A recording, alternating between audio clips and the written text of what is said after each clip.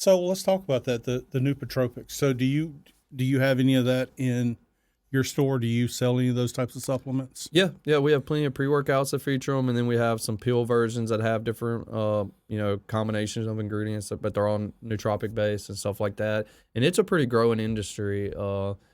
People want to feel more alert. They want to have more energy. They want to feel more dialed in, kind of thing.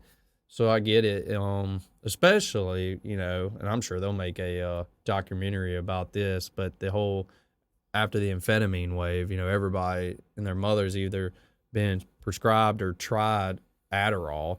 Yeah. So a lot of people, we get a lot of customers looking for something to have similar effects to that. Or get the result without the mood or the attitude that comes with Yes, coming yeah, off every yeah. afternoon. So like a milder version, yeah, because they don't hit you near as hard, but yeah, they don't come with like how Adderall puts people on edge and stuff like that. Right. What do you see people in the supplement industry, or maybe even through your store, that they just don't get? There's a product that they're using it wrong. Or this podcast is possible because of your support of our real estate business. If you're looking to buy, sell, or invest in real estate, I'm confident we have the tools and the processes to help you reach your real estate goal. For more information or to reach out to us, check out the podcast description for our contact info. They need to have a different mindset when it comes to supplements.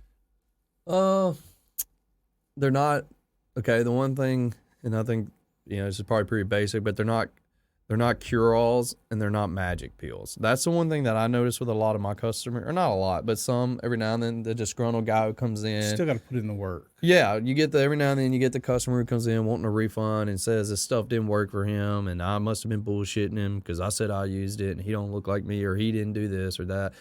And a lot of it really comes into like they most of them, because I try not to sell any bullshit, but they're just going to amplify what you do. Like, if you take a cutting product and you eat at a deficit, well, then you'll probably lean out faster. It's not if you don't take this product, then you don't have to eat at a deficit. That's the thing that I've noticed or that I've seen in the past, is that people will lean on them like crutches. They won't change their diet and they won't change their workout plan, or, Wait a minute. You're saying there's no supplement somebody can take that guarantees them a six-pack? Yep. Unfortunately not. Oh, man. I know. I'd be a rich guy, right? Oh, man. I just figured that you had that one thing that I could come in there and take, and I can still have my pizza and believe me, I've heard it all. my carbs, and I've heard that. Get that six-pack overnight. I've heard, is there a pill I can take where I can get muscle without working out? I've heard, is there a pill I can take to run faster? Is there a pill that puts all my fat only in the butt? Like, I've heard it all. But even the most regulated stuff and the most hardcore things that you could do to your body, even that stuff, you still have to put in the work. For sure. Yeah. And they've done studies. They've put or test subjects on testosterone and had one work out and one not. And yeah, you can gradually just grow a little more denser muscle via the hormones in your body, but you're not going to lose body fat. You're not going to gain any kind of noticeable muscle unless you actually put in the work. And that's for whether it comes to legal stuff or illegal. Right. Like there's just nothing that can take the place of that. Like, you have to break the muscle fibers down. You have to expend the calories. You have to, like you said, put in the work. Work ethic is a real thing.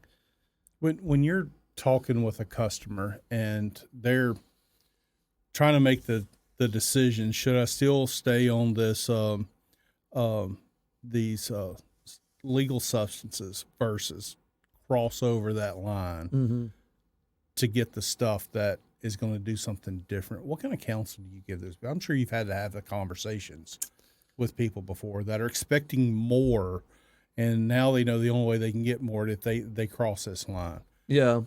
Well, I try to be honest with people. I speak from my experience too. And I mean, it's just one of those things where you never want to condone anything either, but I try to be honest with people. I try to let them know, like, when I took this compound, I saw these results. When I took that, I saw these. Do you think they're satisfied after taking it?